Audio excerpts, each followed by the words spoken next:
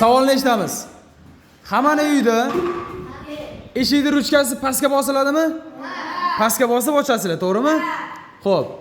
Shimoliy qutbda eshiklar borki, shimoliy qutbda ana shu ruchkani pastga emas, tepaga qilib ochiladi.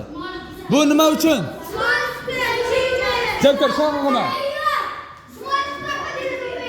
Ustoz tepaga ochilgan derasiz. Yo'q, xato javob. Bo'ladi. Bor eshik.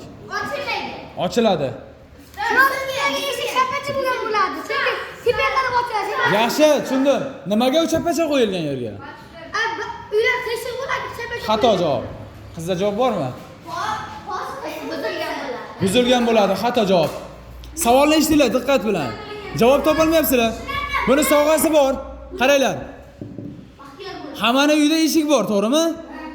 Eshikning ruchkasi ishlaysizlarda bunda pastga bosib ochasizlar, to'g'rimi? Shimoliy qutbda esa eshikning ruchkasini ishlaymizda tepaga qilib ochamiz. Bu nima uchun? Deraza emas, eshik deyapman.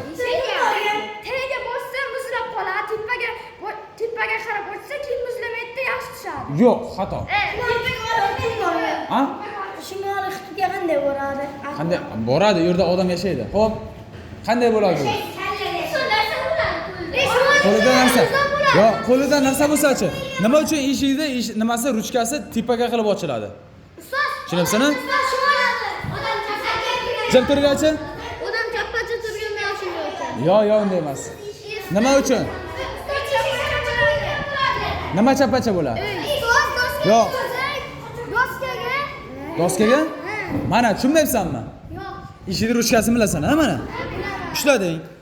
Uylaringda ishladingda pastga bosasanda tortasan, to'g'rimi? Shimoliy qutbda esa mana shu ruchkani ushlab tepaga qilib tortiladi. Tushunyapsizmi? Nima uchun shimoliy qutbda teskarisiga? Qulf tepada? Yo'q. Nima uchun?